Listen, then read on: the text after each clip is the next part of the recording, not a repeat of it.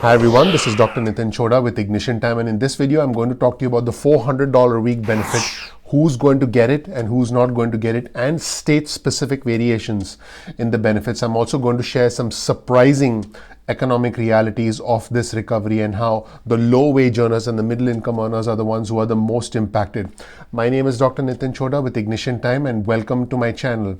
If you learned something new, please consider clicking the like button below. Please also subscribe and enable notifications so you get instant updates from Ignition Time going forward. Let's jump right in. The jobs have actually rebounded for the top income earners, but not for the bottom. If you look at this chart on your screen, this is quite a surprising chart. You'll see that section in orange, the line in orange, that actually shows you the low wage earners who are earning less than $14 an hour. You'll see that there's been a substantial impact. The actual percentage change in employment since January has been shown on this chart. So you'll see that the low wage earners, the line in orange, individuals making less than $14 an hour, they had a 32% decline from earlier in the year, and they have recovered somewhat, but not to the extent that the higher wage earners. Let's look at the other yellowish line, if you will, that shows individuals earning $14 to $20 an hour.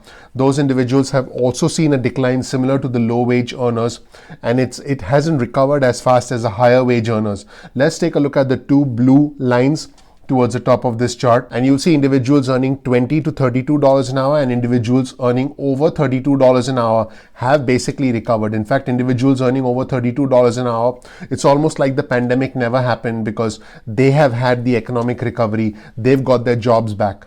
Now, this chart is from an article on the Washington Post, and it's sourced from Opportunity Insights analysis of current population survey data, and I will provide you with a link to that article in the description below so you can check out that article for yourself. So what's the bottom line? The bottom line is that the recession is largely over for the rich. In fact, the working class, the low wage earners, the middle income earners, those working in hotels, leisure, travel, hospitality, are still suffering. In fact, they're the ones who remain in deep pain. What's happening right now is stocks are at an all-time high. Most stocks are significantly higher than they were back in March. In fact, almost all stocks are significantly higher. Home values are at an all-time high because interest rates are now so low.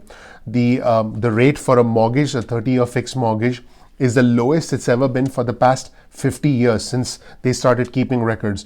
Jobs are back for the affluent. On the other hand, for low wage earners, less than half the jobs have actually been recovered, have been regained. The $600 unemployment booster has expired.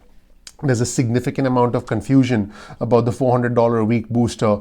The government has said it's going to be $300 a week because states don't have to chip in. I've covered that in other videos on the channel, and I'm actually going to cover that in a bit more detail here as well. And as you know, there is no extension of the eviction moratorium despite the president's executive order pertaining to that, which was basically a bunch of suggestions. Now let's analyze who gets the $400 a week. According to an article on CNBC that you see on your screen here, at least 1 million individuals may not get the $400 a week unemployment boost. Now, as you know, the president signed an executive order a week ago, and this measure actually limits individuals receiving less than $100 in state benefits. In other words, if you're getting less than $100 a week in state benefits, you're not going to be able to get the $300 a week additional from the federal government. So by many estimates, this leaves out about 1 million individuals. They won't get the $300 a week booster, and these are the individuals who actually need help the most.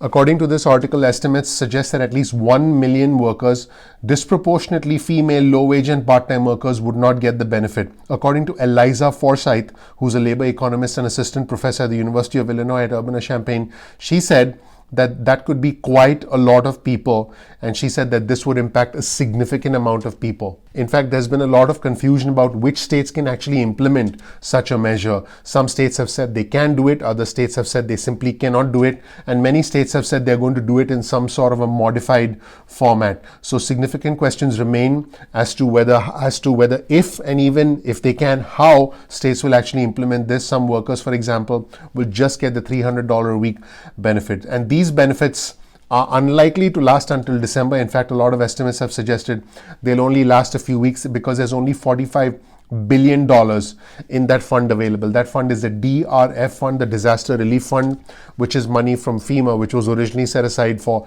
disasters like hurricanes.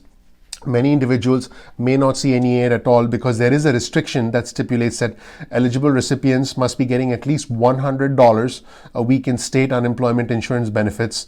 And most states actually set minimum weekly benefits amounts far below that threshold. I have done another video on the channel where I talk about the minimum and the maximum weekly unemployment benefits across all states throughout the country. So we'll provide you with a link to that article. So definitely check out that article. Now, it is estimated by Ernie Tedeschi, who's an economist at Evercore ISI. He estimated that roughly 3% of those collecting unemployment benefits will get less than $100 a week. And 3% of the total number of individuals who are getting unemployment is estimated to be approximately 1 million individuals. Now, Foresight actually estimates that number to be closer to 6%. So that number could be higher than 1 million individuals who won't get the $300 a week booster. And she said it's hitting people who were already vulnerable and low income before this job loss. So the real number of people who actually omitted from the federal aid may be significantly higher than any of us imagine at the moment. Now let's take a look at state-specific variations in the $400 a week or the $300 a week federal booster, the jobless aid. Now, this is a map on your screen, and this map is courtesy of Matt Darling. He's the VP, the Vice President at Ideas 42 in New York. Ideas 42 is a nonprofit design and consulting firm that uses insights from behavioral sciences to address complex social problems. So if you take a look at this chart closely, the sections in green indicate states that intend to implement the executive order. So as you can see, West Virginia is a state that intends to implement the executive order. Again, this is data from Matt Darling. I will provide you a link to his Twitter feed below so you can access this chart on your own and you can check out his Twitter feed. The sections in yellow, the states in yellow, intend to implement a limited version of the executive order. So you can see states like Ohio, South Carolina intend to implement a modified version, a limited version, if you will, of the executive order. States in red have said they will simply not be able, I repeat, not be able to implement the executive order. According to Matt Darling's Twitter feed, these states include Kentucky, Pennsylvania, and New York. States in purple say that they are not sure if they can implement the executive order. As you can see, looking at the chart, this is a majority of states throughout the country, surprising. And states in gray basically have made no statement. In other words, they haven't made a decision yet. This is a very fluid situation. This situation changes in real time. So you can check out Matt Darling's Twitter feed, or you can check with your state and see if they're going to be implementing this jobless aid. So the states in gray have not provided a statement yet, have not provided a decision yet to their residents about whether they'll be providing the jobless aid that was stated in the president's executive order. There you have it, everybody. If you learned something new, please click the like button below.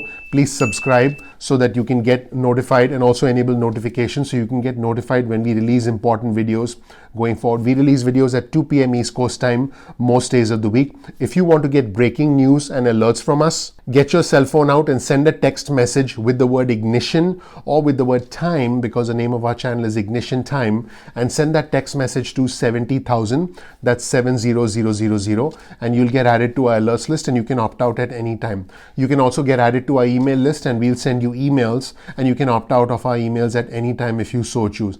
Thank you so much for watching. Again, my name is Dr. Nitin Chhoda with Ignition Time. I have a rags to riches story. I do believe I've had the opportunity to live the American dream. I've had the opportunity to represent what I consider to be American exceptionalism. So if you want to learn more about me, check out my introduction on our channel, which is the Ignition Time channel. I hope I can help you in some way, and I appreciate you taking the time to watch this video. Thank you so much for watching. Once again, please click like, please click subscribe, and enable notifications so you get instant updates about future videos from our channel. Thank you so much. I'll see you in the next video of Ignition Time. Thanks. Bye.